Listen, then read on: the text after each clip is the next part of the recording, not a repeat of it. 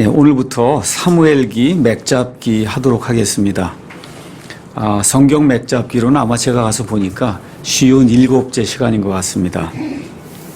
오늘부터 구약 성경에 나와 있는 역사서를 이제 공부하게 됩니다. 그 역사서 중에서 특별히 사무엘기 상하, 그 다음에 열왕기 상하, 그 다음에 역대기 상하, 이렇게 이제 역사서를 이제 공부하게 되는데, 이 6권의 그 책들에는 이스라엘 백성이 그렇게 원하던 그 왕국이 설립이 되면서 여러 종류의 이제 왕들이 세워지고, 이 왕들을 통해서 승리를 얻기도 하고 또 패배하기도 하면서 결국 맨 끝에 가서는 왕국이 이제 분단이 되고, 분단 왕국도 맨 끝에 가서는 아시리아와 그 다음에 바빌론의 포로로 사로잡혀가는 그런 내용이 이제 이 안에 기록이 되어 있습니다.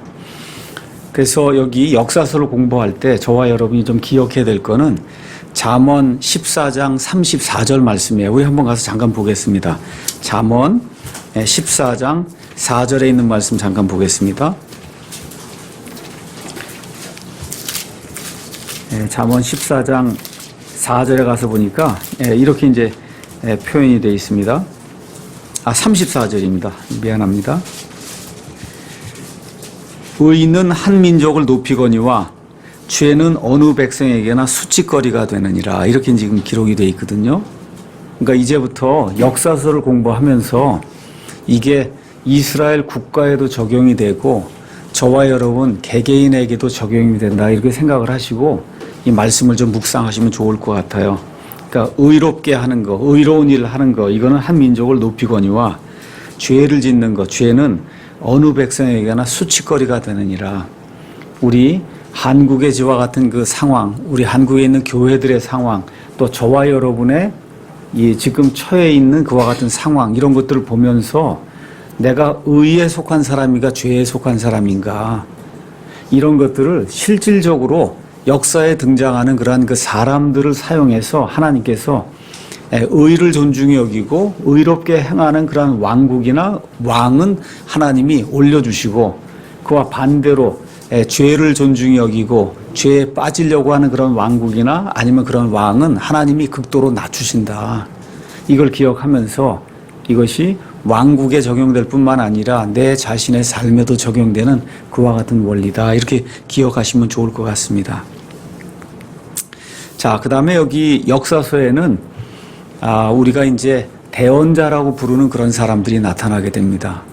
물론 모세도 대언자고, 여기 나와 있는 이제 사무엘도 대언자고, 이렇게 이제 되는데, 실질적으로 우리가 이제 대언자라고 이야기하면 사무엘 이후부터 나온 사람들을 우리가 이제 보통 대언자라 그래요. 그래서 구약 성경은 율법과 대언자들, 그렇게 이야기할 때 율법은 모세를 이야기하며 모세 오경을 이야기하고, 대언자들 이야기하게 될 때는 여러분이 잘 아는 이사야라든지 또 예레미야라든지 호세아, 요엘, 그 다음에 여기 열왕기 상, 열왕기 하 이쪽에 가서 보시면 엘리야, 엘리사 같은 아주 권능 있는 그런 표적들을 행한 그런 대언자들이 이제 많이 나와요. 그래서 이 이전까지는 대언자라고 불릴 수 있는 사람이 그렇게 많지 않았습니다. 근데 이제 사무엘기 들어가면서부터는 대언자들이 많이 나온다. 열왕기 상하도 마찬가지고, 이걸 이제 기억하시면서 하나님께서 이 대언자들을 부르실 때 이 이름이 기록된 그런 대언자도 있고 이름이 기록되지 않은 그런 대언자도 있어요. 오늘 여기 2장에도 가서 보시면 하나님의 이제 사람이 나오는데 그 하나님의 사람 이름이 전혀 기록되어 있지 않습니다. 어찌됐든 이제 대언자들의 시대가 열리고 이 대언자들의 시대에 막을 연 사람이 사무엘이다, 이렇게 생각하시면 좋을 것 같아요. 그래서 사무엘이 대언자들의 학교도 세우고, 그래서 그 이후부터 지금 우리가 보통 신학교라고 하는 그런 개념처럼 대언자들을 이렇게 세우는 이와 같은 어떤 기관들이 생겨나고, 그래서 하나님의 말씀을 연구하는 그와 같은 대언자들의 아들들이라고 불리는 그런 사람들이 이제 성경에 나오는 것을 우리가 이제 살펴볼 수가 있습니다. 우리 사무엘기상 개요는 여기 성경에 나와 있는 그 개요를 제가 이렇게 쭉 읽으면서 설명을 해드릴 테니까 성경에 나와 있는 개요를 좀 보도록 하겠습니다. 사무엘기상의 기록자는 사무엘과 등이라고 돼 있죠. 다른 사람. 왜 그러냐 하면 사무엘이 죽은 이후의 것도 이 안에 기록이 되어 있거든요. 그래서 앞부분은 분명히 사무엘이 이제 기록을 한 것 같은데 뒷부분은 누가 기록했는지 알 수가 없기 때문에 사무엘 등 이렇게 이제 기록이 되어 있고, 기록 시기는 주전 한 1060년경이 되지 않겠냐 이렇게 이제 생각이 되고요.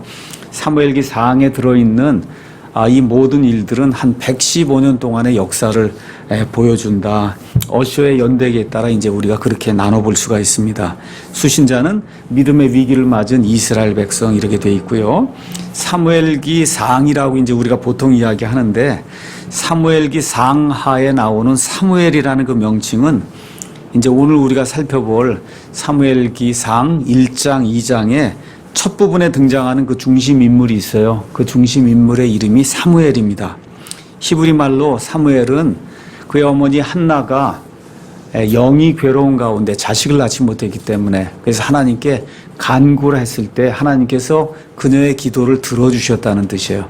그 간구했을 때 하나님이 기도를 들어주셨다, 이 뜻이 사무엘입니다. 그러니까 그렇게 해서 사무엘을 얻게 되고, 그래서 그렇게 해서 아들을 얻게 될 때 그 사무엘의 그 이름을 하나님께 간구하였을 때 하나님이 들어주셨다, 이런 의미로 그 아들의 이름을 부르게 된 겁니다. 그래서 영어로는 우리가 세뮤얼 이렇게 얘기하고 짧게는 이제 샘 그렇게 이야기하는 겁니다. 샘. 자, 그래서 히브리어 성경에서 사무엘기 4장은 한 권으로 되어 있었어요.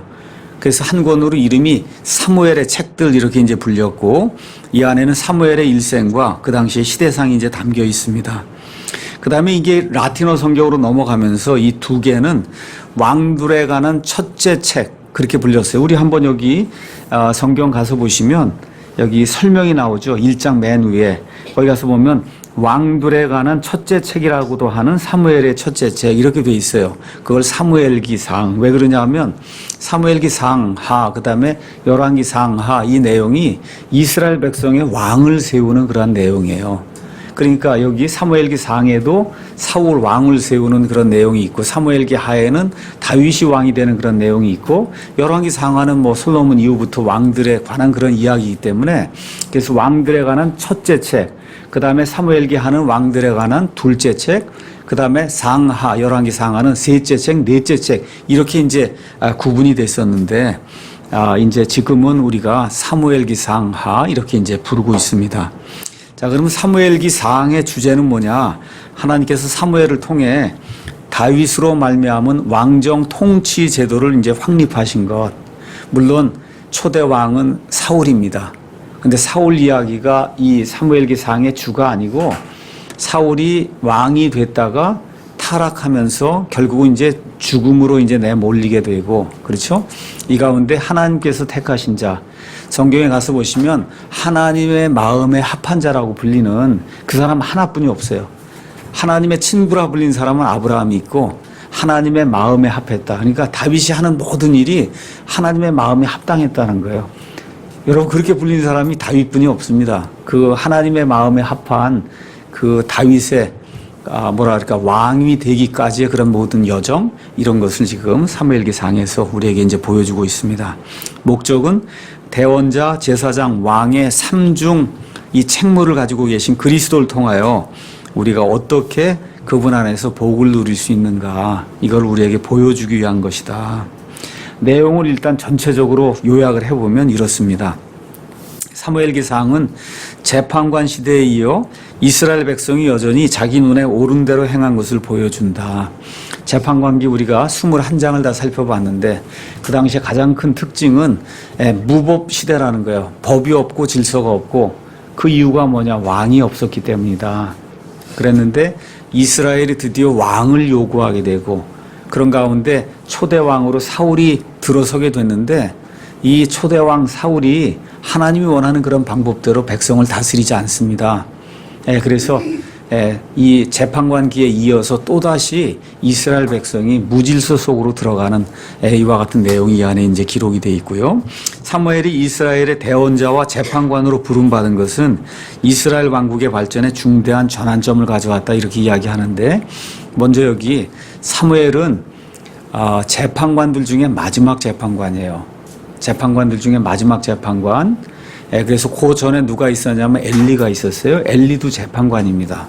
그리고 여기 재판관기에 나와 있는 이런 여러 재판관들이 있고, 그래서 결국은 재판관이에요. 재판관일 뿐만 아니라 이스라엘의 대언자고, 또 이 사무엘은 레위 사람이에요. 그래서 이 뒤에 가서 보시면 레위 사람으로서 제사장 역할을 하는 그런 부분도 나와 있습니다. 제사장 역할. 근데 제사장이라고는 많은 사람들이 그렇게 부르진 않아요. 근데 하는 것을 보면 번제 헌물을 드리고 하는 그런 모든 걸 보면 제사장의 역할을 하는 것이 나와 있어요. 근데 이제 명백하게 사무엘의 직무가 뭐냐? 대언자예요. 또 하나는 재판관이다. 이렇게 저와 여러분 이제 생각을 해보면 좋을 것 같습니다. 자, 그래서 사무엘은 신정 통치에서 왕정 통치로 넘어가는 시기, 즉 이집트 탈출 사건에 버금가는 중요한 일이 벌어지는 위기의 시대에 이스라엘 백성을 세우기 위한 하나님의 도구로서 사회와 종교의 통일이라는 막중한 사명을 띠고 있었다. 그러니까 이스라엘 백성의 그 역사 중에 가장 중요한 게 이집트 탈출입니다. 그렇죠? 이집트에서 노예 생활을 하다가 거기서 탈출했으니까, 그러면서 민족이 형성이 되고 나라가 형성이 됐으니까 그게 가장 중요한 사건이고, 그 이후에 이게 왕이 있어갖고 나라를 다스리지 않으면 그러면 나라가 힘을 발휘하지 못하거든요.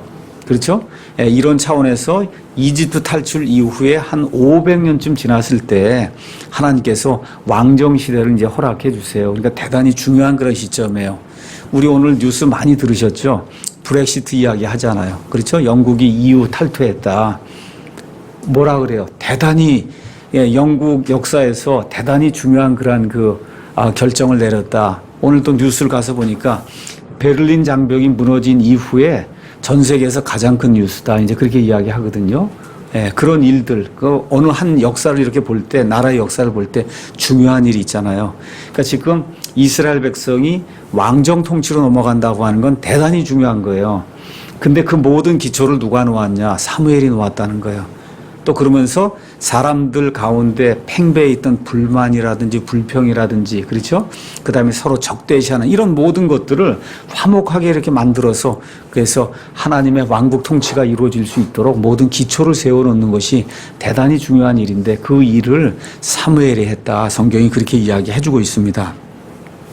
그는 또 대언자 직분의 기초를 확립하였으며, 대언자, 진짜 우리가 대언자라고 이야기할 때는 사무엘 이후부터 나온 사람을 대언자라고 이제 볼 수가 있습니다.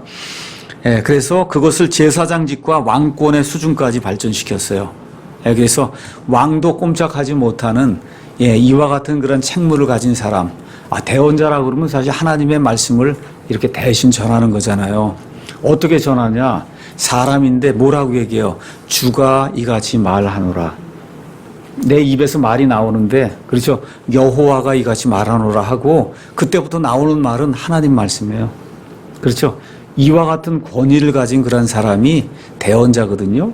그 대언자 직무를 확실하게 이렇게 세워놓은 사람이 사무엘이다. 성경이 그렇게 이야기하고 있습니다. 그래서 사무엘 시대 이후로 대언자들은 이스라엘 민족의 영적 생활을 지속시키고 백성을 각성시키며 하나님의 뜻을 통치자와 백성들에게 전달하는 그와 같은 책무를 가지고 일을 했어요. 사무엘기와 그 다음에 열왕기는 통일 왕국 및 분도한 왕국의 혼동 상태에 대한 완전한 역사를 우리에게 이제 보여줍니다. 그래서 좋은 의미로 왕정이 시작이 됐다가 이게 둘로 깨졌다가 결국은 이 사람들이 우상 숭배를 하는 통에 북왕국은 아시리아의 포로로 끌려가고, 그 이후에 남왕국은 바빌론의 포로로 끌려가서 그 이방 땅에서 그들이 그렇게 섬기고 싶어 하던 우상들을 돌로 만든 것, 쇠로 만든 것 이런 거 섬기다가 거기서 진절머리 내고 돌이키고 회개하게 될 때 하나님이 그들을 다시 이스라엘 땅으로 불러주신 그런 내용이 성경에 이제 기록이 되어 있습니다. 그래서 사무엘기 4장에는 사무엘의 출생, 그 다음에 엘리의 교육, 이스라엘의 첫째 왕인 사울의 비극적 생애, 또 하나님의 마음에 합당한 그와 같은 삶을 산 다윗의 고난의 생애가 기록이 되어 있습니다.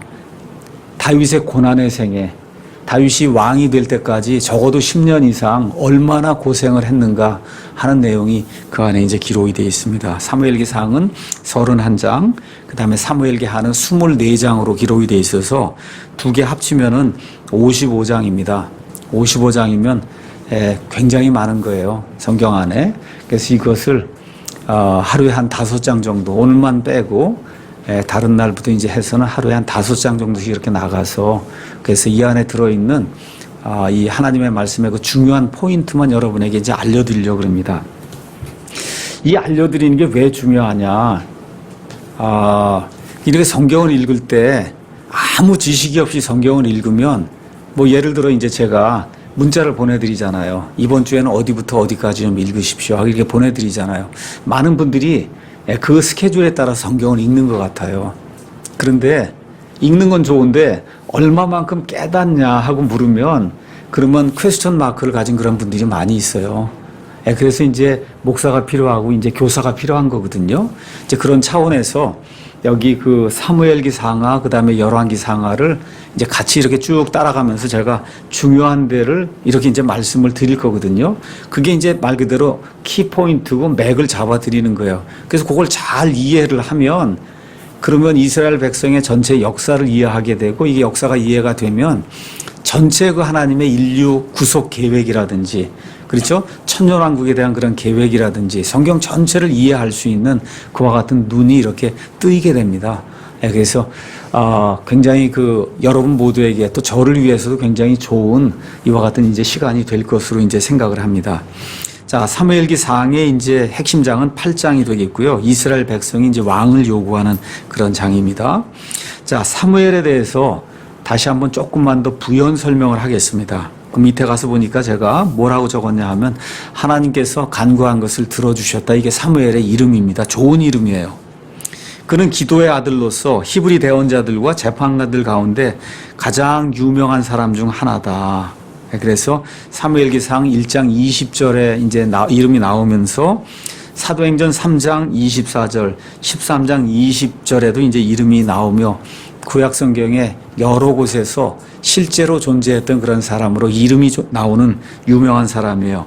그는 나면서부터 레위 사람이었습니다. 레위 사람. 또 예루살렘 북서쪽에 있는 에브라임 산. 그래서 베냐민 지파가 있고 그 위에 에브라임 지파가 있는데 거기 경계에 라마라고 하는 그런 도시가 있어요.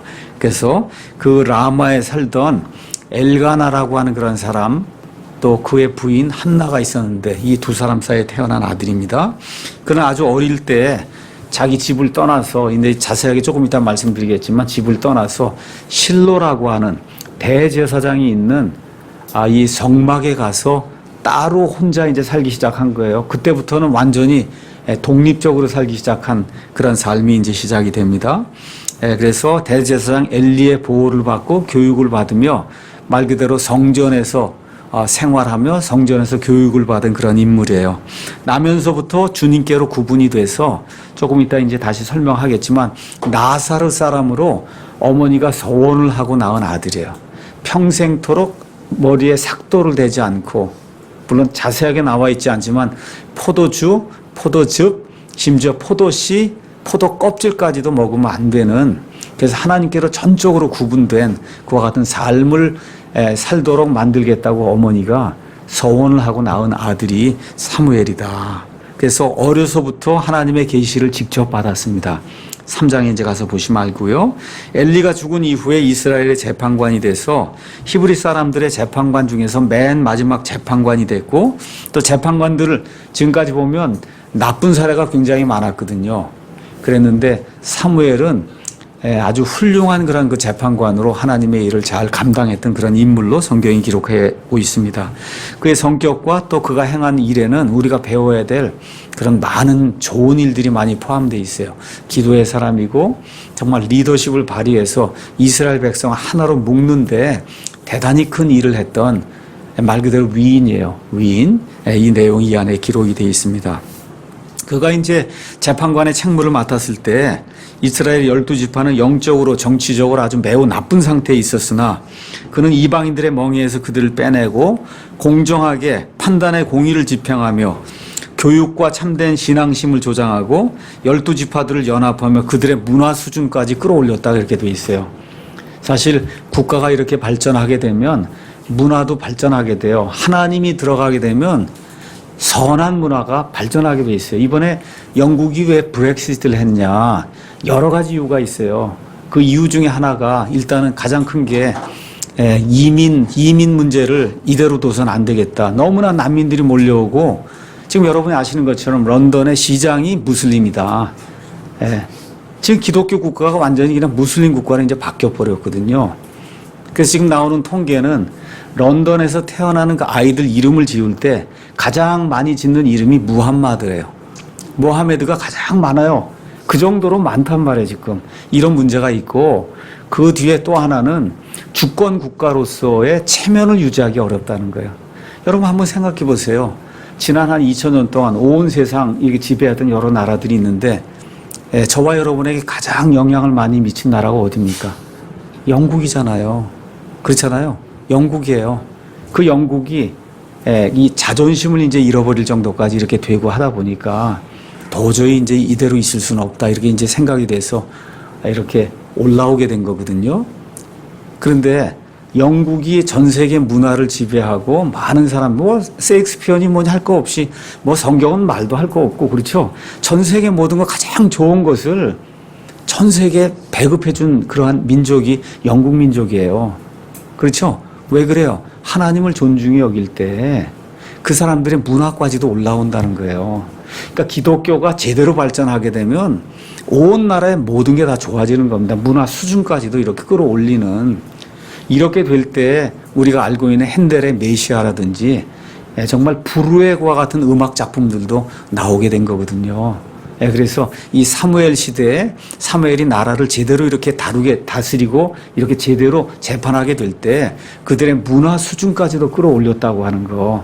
이런 것들 저와 여러분이 기억하면서 우리가 킹제임스 성경을 쓰고 또 이렇게 사랑 침례교회라고 하는 그런 그 독립 이런 펀더멘탈한 이런 근본적인 교회를 하려고 할 때는 말 그대로 문화 수준까지도 끌어올려야 된다.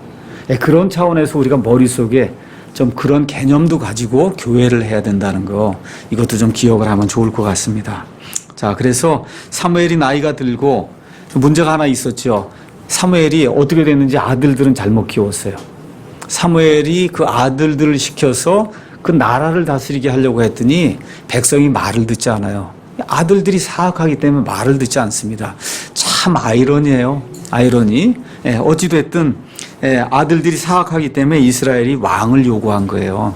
그 아들들이 잘했으면 왕을 요구하지 않을 텐데 왕을 요구하게 된 1차적인 배경이 뭐냐? 사무엘의 아들들이 악하게 행해서 도저히 그들의 치리를 받을 수가 없다. 이런 상황이 됐기 때문에 왕을 요구하는 일이 생겼거든요. 이것은 하나님께 대한 믿음과 그분의 뜻에 순종하려는 마음이 그들에게 부족함을 단적으로 보여주는 그런 증거였다. 이제 그렇게 어떤 분이 이제 해석을 했습니다.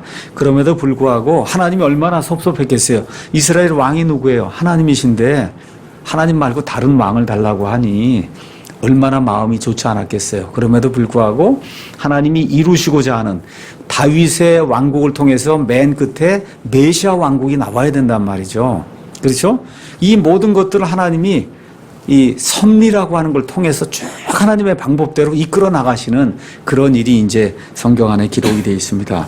그래서 사무엘은 사울을 그들의 초대 왕으로 임명하고 후에는 다윗도 임명했어요. 그래서 두 왕을 세우는 일을 사무엘이 이제 직접 하게 됩니다.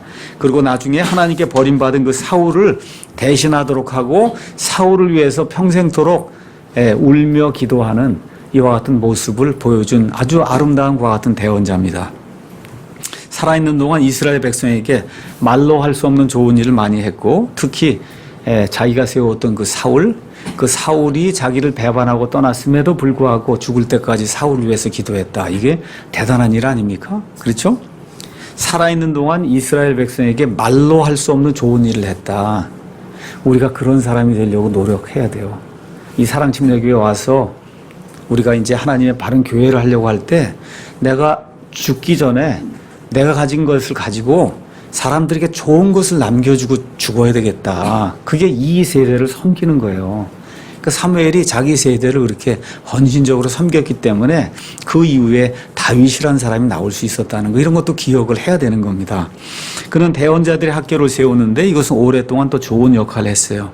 성경 가서 보니까 사무엘은 98세에 죽었다가 돼 있고 그가 죽을 때 많은 사람들의 애도를 받았다. 그렇게 기록이 되어 있습니다. 그가 죽은 뒤에 하나님께 버림받은 사울은 그를 불러내어 그로부터 대언의 말씀을 들으려 했던 그런 내용이 또 성경에 이제 기록이 되어 있습니다. 시편 99편 6절 또 에스겔서 이런 데 가서 보시면 이 사무엘의 이름이 직접 언급이 되면서 하나님께서 그를 사랑하신 하나님의 대언자였음을 증명을 해주고 있습니다.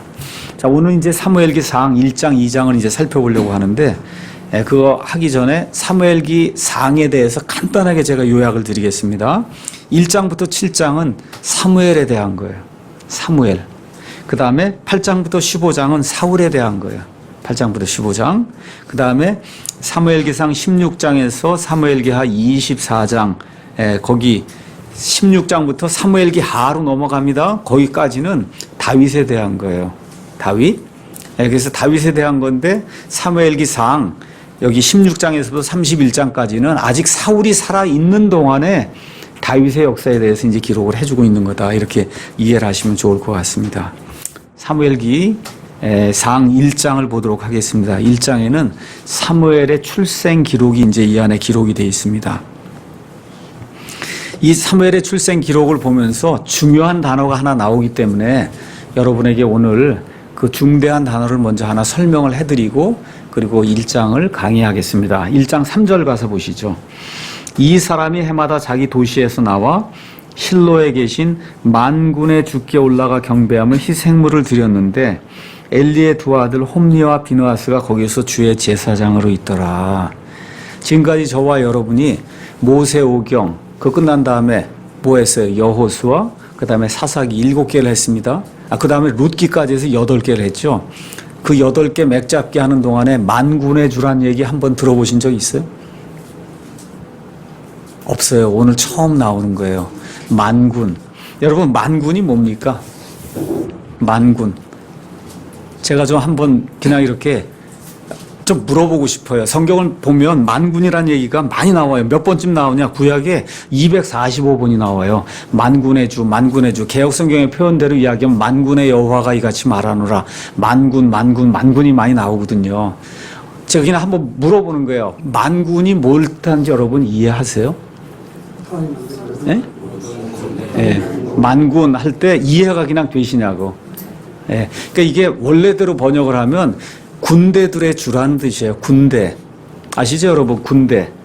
근데 이거를 만군이라고 왜 했냐? 국어사전에 가면 또 만군이 많은 군사로 표현이 돼 있어요. 그러니까 아주 옛날에는 많은 군사를 표현할 때 그걸 만군이라고 얘기했어요. 그래서 옛날에 개혁성경 같으면 돈을 사랑함이 일만하게 뿌리다 그랬죠. 그렇죠. 근데 원래대로 가서 보면 돈을 사랑함이 모든하게, 모든을 이렇게 많은 거를 만으로 표현했던 것 같아요. 옛날에는. 이렇게 하다 보니까 만 개의 군대 아니면 군사 이렇게 표현해서 이걸 만군으로 지금 표현했는데 이게 조금 좀 문제가 있는 그런 단어예요. 그래서 좀 원래대로 군대들의 주님 아니면 군대들의 하나님 이렇게 해야 사람들이 알아듣지 않겠는가. 하여튼 이런 생각도 지금 하고 있습니다. 자, 그래서 자그마치 만군이라는 이야기, 군대들의 하나님이라는 그 주님이라는 그런 호칭이 몇 번 나오냐? 많이 나와요. 245회가 나오는데 그 중에 오늘 사무엘기상 1장 3절에 처음 나옵니다. 자, 군대는 영어로 호스트로 돼 있어요. 호스트. 이 군대에는 여러 가지 군대가 표현되어 있어요. 성경에 가서 보시면 천사들을 군대라 그럽니다. 하나님의 군대. 시편 103편 가서 보시면 또 저 하늘에 있는 천체들도 군대라 그래요. 우리 한번 창세기 2장 가서 잠깐 볼까요? 창세기 2장 1절 이같이 하늘들과 땅과 그것들의 모든 군대가 완성되니라. 그렇죠? 저 하늘에 있는 모든 별들도 하나님의 군대라는 거예요. 뿐만 아니라 하늘과 땅에 있는 모든 창조물도 하나님의 군대라는 거예요. 개미도 하나님의 군대, 벌도 하나님의 군대, 물고기 떼도 하나님의 군대, 심지어 하나님의 이 사람들도 하나님의 군대. 특별히 이스라엘 백성의 역사를 기록하는 이런 책에서는 이스라엘 백성을 하나님의 군대, 이스라엘 백성 중에서 이 싸움을 하는 그런 사람을 하나님의 군대, 이렇게 지금 이야기하고 있는 겁니다. 그렇죠? 그래서 메뚜기, 까마귀, 메추라기, 심지어 자벌레 같은 것도 다 하나님의 군대라는 거예요. 그러니까 우리가 만군의 하나님 그렇게 이야기할 때는 말 그대로 이 모든 것들을 통치하시고 다스리시는 그와 같은 여호와 하나님이다. 우리가 그렇게 이제 이해를 하면 됩니다. 그럼 왜 이 만군의 하나님이 이제부터 나오느냐? 이 모든 군대들을 치리하시면서 하나님 자신이 원하시는 그런 계획대로 이거를 쭉 역사를 이끌고 나가시는 그런 하나님의 개념으로 만군의 주라고 하는 그와 같은 말씀이 이제 사용이 되고 있어요. 그래서 구약 시대에 이스라엘의 역사는 하나님께서 자신의 군대들 사용하셔서 승리하시는 주님의 일을 이제 보여주는 거예요. 그래서 여러분 잘 아시는 것처럼 룻기를 봤습니다. 한번 여러분 바로 옆에 룻기 가서 볼까요? 룻기. 바로 옆에 가서 보시면 오벳은 이새를 낳고 이새는 다윗을 낳았더라. 영어로 가서 보시면 다윗이 룻기의 맨 끝 단어가 다윗이에요. 우리 말로는 다윗을 낳았더라 해서 낳았더라 갖고 치지만 영어로는 다윗이 맨 끝이에요. 지금 다윗이 맨 끝, 그렇죠? 이렇게 돼 있고 그 다음에 누가 나오냐? 드디어 이제 다윗이 나오는 거예요. 그 이야기가. 이게 지금 이 사무엘기 상에 이제 나오는 거거든요. 그래서 사무엘기 상은 룻기의 맨 끝에 나왔던 그 인물 다윗이 어떻게 왕이 되는가를 우리에게 이제 보여주는 거예요.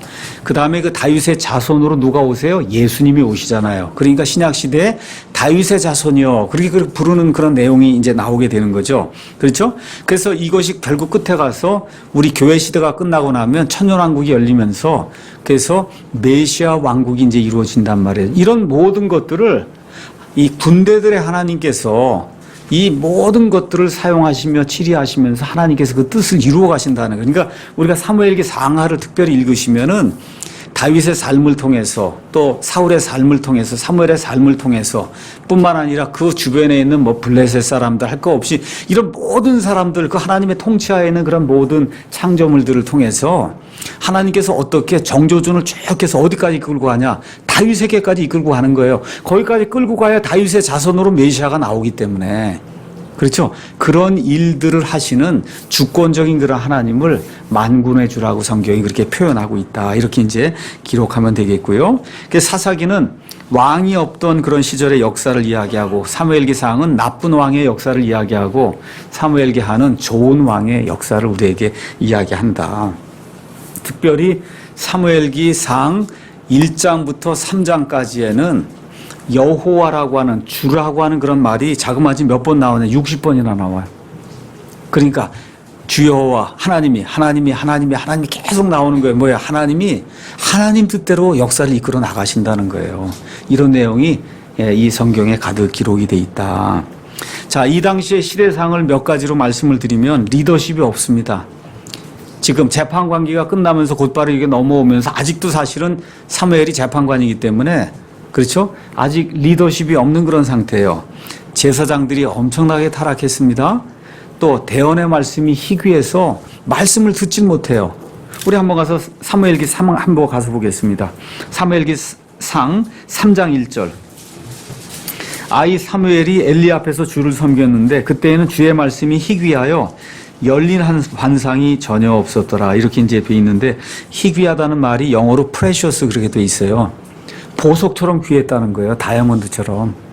하나님의 말씀이 그게 무슨 얘기예요?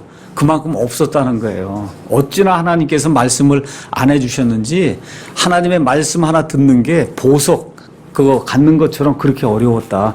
그러던 시대였다. 성경이 그렇게 이야기하고 있고 백성이 모세가 전달해 준 그와 같은 율법을 어떻게 공개적으로 멸시하고 무시하는 그와 같은 악한 시대였다. 이러한 때 하나님이 일을 하시는데 어떤 일을 하시냐? 아기를 통해서 일을 하신다는 거예요. 아기를 통해서. 물론 당연하죠. 다 아기가 처음엔 다 아기였죠. 그런데 재미있는 것은 성경 가서 보시면 아기를 통해서 하나님이 일하시는데 그 아기가 어떤 사람에게 태어나냐? 수태할 수 없는 여인에게 태어나서 그래서 그 태어난 아기가 일을 하는 그런 내용이 성경에 이제 많이 기록이 되어 있어요. 여러분 잘 아시는 사라. 그렇죠? 사라도 수태하지 못했습니다. 또 잘 아시는 리브가도 오랫동안 수태하지 못했어요. 라헬도 수태하지 못했습니다. 또 여러분 우리가 이제 사사기 이제 가서 여러 곳에서 이제 살펴봤고 그 다음에 우리 누가복음 이쪽으로 넘어가면 엘리사벳이라는 여인이 수태하지 못했잖아요. 그렇죠? 그리고 오늘 여기 한나라고 한 그 여인도 수태하지 못했거든요. 하나님께서 태를 닫으셨다고 성경이 분명히 이야기한단 말이죠. 하나님의 뜻이 있어서 그래서 이와 같은 일들을 하나님이 처리하시면서 수태하지 못하던 그런 여인을 통해서 하나님의 아기를 주시면서 하나님의 일을 시작하는 아름다운 이야기가 이제 이 안에 기록이 되어 있습니다. 먼저 1장의 첫 부분은 엘가나에 대한 이야기입니다. 엘가나 1절 보겠습니다. 이제 에브라임 산에, 에브라임 산이라고 우리가 에브라임 지파란 말이에요. 에브라임 지파가 받았던 산지에 거기에 라마다임 소빔이라고 하는 그런 어떤 도시가 있는데 거기 출신의 어떤 사람이 있는데 그의 이름이 엘가나다. 성경이 그렇게 기록하고 있고 그는 에브랏 사람으로 에브랏은 에브라다 사람이란 뜻이에요. 에브라다는 베들레헴이란 뜻입니다. 베들레헴. 예.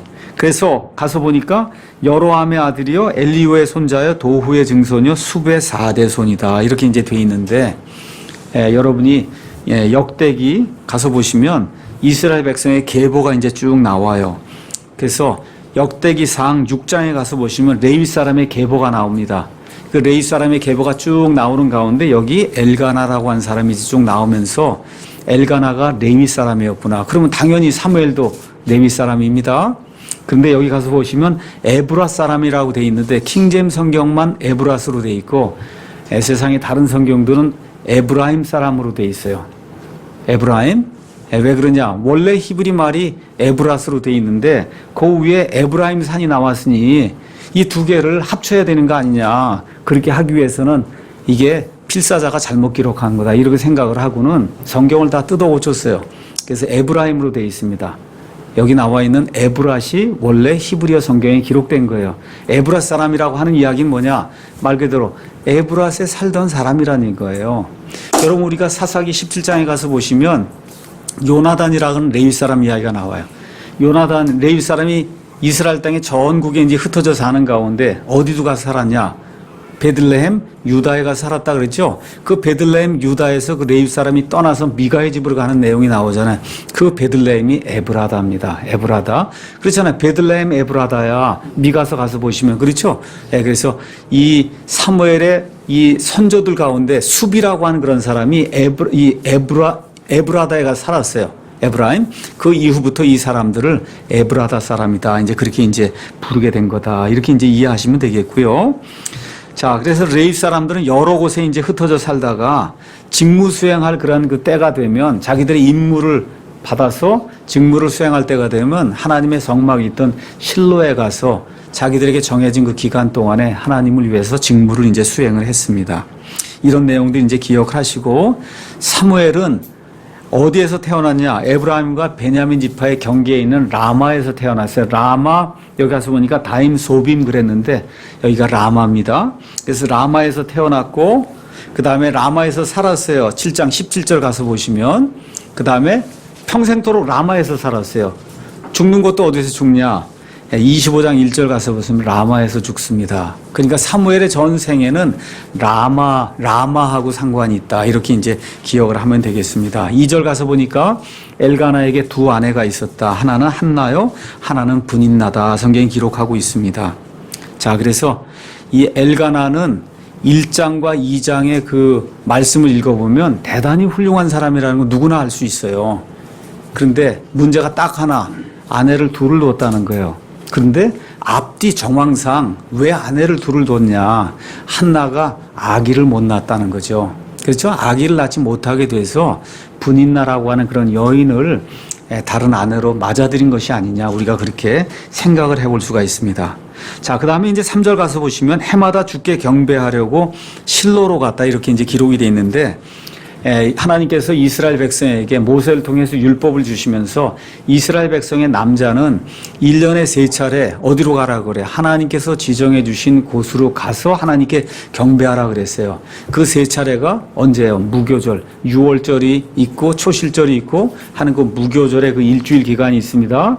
그 다음에 또 하나가 그로부터 50일쯤 지나서 오순절이 있고 그 이후에 장막절이 있고 그래서 1년에 3차례 하나님의 집에 가서 하나님 앞에 자신을 보이라고 하나님께서 말씀을 해주셨어요. 그러니까 그 말씀에 따라 지금 라마에 살지만 하나님의 집이 지금 실로에 있기 때문에 실로에 가서 하나님께 예물을 드리는 그런 내용이 이제 성경에 이제 기록이 되어 있습니다. 그러면 실로에 가서 어떤 일을 하느냐? 경배를 드리는데 그 경배 드리는 것뿐만 아니라 음식을 주고 뭐 이렇게 주고받고 하는 그런 일이 그 안에 기록이 되어 있다. 여러분 신명기 한번 가서 잠깐 보겠습니다. 신명기 12장. 신명기 12장 가서 보시면 하나님께서 이스라엘 백성에게 앞으로 너희가 행할 일이 이거다 하고 알려주는 내용이 그 안에 이제 기록이 되어 있습니다. 신명기 12장 1절에서 7절. 자, 하나님께서 뭐라고 말씀하시느냐. 5절에 오직 주 너희 하나님께서 자신의 이름을 두시려고 너희 모든 지파 중에서 택하실 곳 그분의 처소를 찾아서 거기로 가서 6절에 헌물을 다 드리고 7절에 거기서 주 너희 하나님 앞에서 먹고 그렇죠. 헌물도 드리고 먹으라는 거예요. 지금 엘가나가 그 일을 하고 있는 거예요. 그 다음에 여러분 14장에 가서 보시면 신명기 그러면 11조 이야기가 나옵니다. 예, 그렇죠? 14장 22절 너는 해마다 밭에서 난 내시의 모든 소출에서 진실하게 11조를 드려라. 근데 11조를 가지고 가야 되는데 그 하나님이 계신 그 집이 멀거든 어떻게 하라는 거예요? 그거를 26절에 내 혼이 원하는 것은 무엇이든지 다 돈으로 바꾸어 가서 무엇이든지 그 돈으로 사서 양이나 소나 포도즙이나 독주나 무엇이든지 사서 거기서 주 내 하나님 앞에서 내가 먹고 너와 내 집안이 기뻐할지니라 이렇게 기록이 돼 있잖아요. 그렇죠? 그래서 지금 엘가나가 이거를 지금 실행을 하는 거예요. 그래서 라마에서 자기 온 가족을 다 데리고 지금 가서 그래서 하나님이 주신 것 중에 10분의 1을 거기서 먹고 레위 사람들에게 나누어도 주고 하는 그런 일이 이 안에 기록이 되어 있는 겁니다. 그러니까 거기에 4절 엘가나가 봉헌하던 때 자기 아내 분인나와 그녀의 모든 아들 딸들에게 여러 몫을 주었사. 아니 그거를 왜 집에서 주지?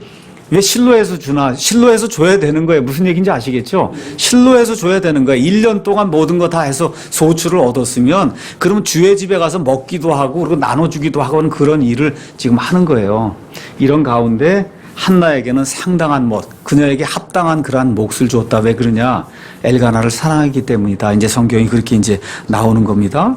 자, 이래서 모든 사람에게 즐거운 그런 때인데 한나에게는 고통의 때죠. 왜 그러냐 하면 자식들 다 모아놓고 그리고 뭐 나눠주기도 하고 뭐 이렇게 하는데 한나는 자식이 하나도 없고 그 옆에 지금 분인나는 여러 자녀를 뒀는데 분인나가 가만히 있으면 좋은데 그게 아니라 자극을 했다는 거죠. 아이도 낳지 못하는 사람이 왜 여기 와 있냐 뭐 이런 식으로 그렇게 이제 자극을 이제 한 거겠죠. 그렇죠? 6절 가서 보니까 주께서 그녀의 태를 닫으셨으므로 그녀의 대적 누구의 분인나 또한 그녀를 심히 자극하여 애타게 하였더라. 여러분 아시는 것처럼 이스라엘 백성 특히 그 여자에게는 자기가 메시아의 씨를 낳을 수 있다고 하는 그와 같은 소망을 가지고 있어요. 이스라엘 사람 여자들이. 그렇기 때문에 아이를 못 낳는 게 가장 큰 수치예요. 가장 큰 수치. 그래서 지금 한나도 하나님 안에서 그런 소망을 가지고 있는데 지금 아들을 낳지 못하니까 얼마나 답답했겠습니까? 그렇죠? 이럼에도 불구하고 한나는 이름의 뜻이 은혜의 여인이다 이렇게 돼 있어요. 이럼에도 불구하고 남편과 그 다음에 분인나에게 은혜를 베풀고 하는 그런 아름다운 모습이 이 안에 기록이 되어 있습니다. 자, 9절부터 이제 18절은 한나 이야기예요. 특별히 뭐 이야기하는 거냐? 한나가 기도하는 내용이 그 안에 기록이 되어 있습니다. 자, 9절. 이에 그들이 실로에서 먹고 마신 뒤에 다 모든 건 나눠주고 이랬는데 한나는 여기에 관심이 없어요. 그렇죠? 그래서 한나가 일어나니라 이렇게 이야기하면서 이제 제사장 엘리는 주의 성전 기둥 옆에 있던 의자에 앉았더라. 이런 걸 저와 여러분이 잘 보셔야 되는 거예요. 성전은 실제로 누가 짓습니까? 성전은 누가 지어요? 솔로몬이 짓잖아요. 그럼 지금 솔로몬이 나오려면 지금 사울이 있고 그 다음에 지금 다윗이 있고 다윗 이후에 솔로몬이 나와야 되니 아직도 지금 100년이고 시간이 더 있어야 지금 성전이 나오는데 여기 지금 성전이라고 그랬잖아요. 템플이라고 지금 기록이 돼 있잖아요. 아직은 솔로몬의 성전이 서 있지 않음에도 불구하고 지금 뭐만 있어요? 성막만 있는 거예요. 성막. 그런데 지금 이 사람들이 유랑 생활을 다 그치고 그리고 지금 왕정으로 넘어가려는 이런 시대가 되다 보니까 그 성막 세워놓고 그 주변에 기둥도 세우고 문도 세우고 하면서 집 비슷한 그런 모습을 지금 갖춰놨다는 거예요. 그렇죠? 그래서 이거를 지금 주의 성전이라고 지금 부르고 있다.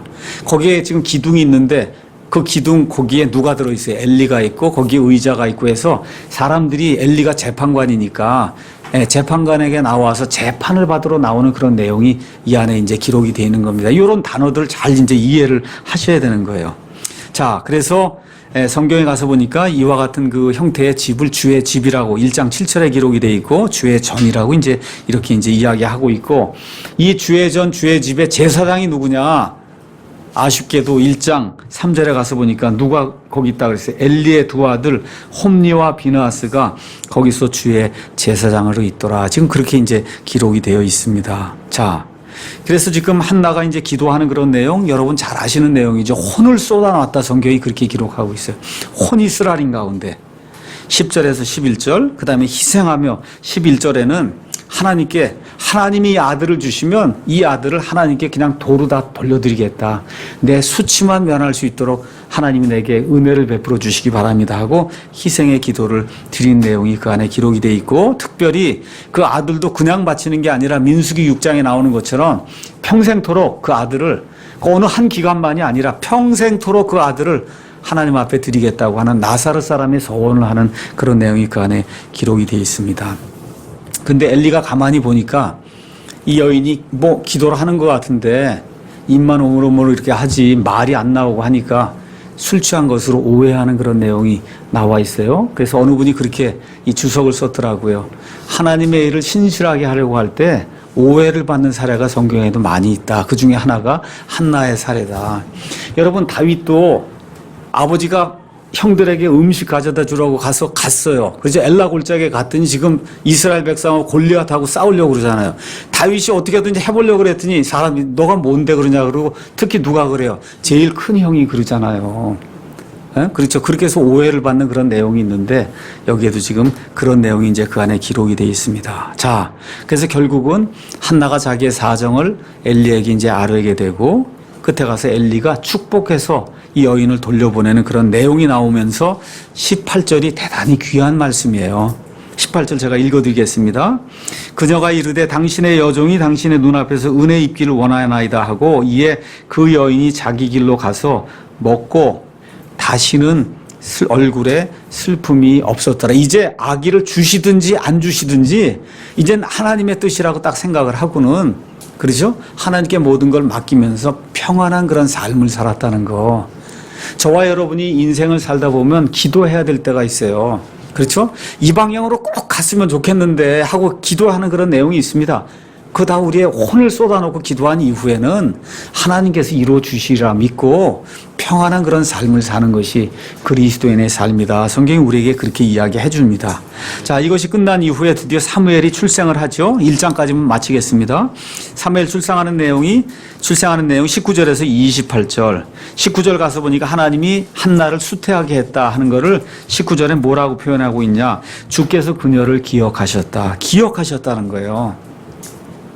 그래서 제가 이번 주에도 어떤 사람에게 사무엘기상 1장, 2장을 꼭 읽어라. 하나님께 서원을 이렇게 내놓고 그리고 하나님께 기도해라. 그러한 그 메시지를 좀 줬어요. 좀 그렇게 하나님께 좀 기도해라. 여기 한나의 그런 그 이야기를 읽으면서 자, 이렇게 되면서 사무엘이 20절에 이제 태어나는데 내가 주께 그를 구하였기 때문이라. 그렇게 구했을 때 하나님이 들어주셨다. 이게 사무엘의 이름의 뜻이다. 성경이 그렇게 이야기하고 그 이후에 가서 보시면 한나는 그 이후에도 남편은 계속 해마다 한 번씩 실로에 올라가는데 한나는 나는 올라가지 않겠다. 언제까지? 애가 젖을 뗄 때까지. 언제 보통 젖을 떼냐? 3년이 지나야 젖을 뗀다는 거예요.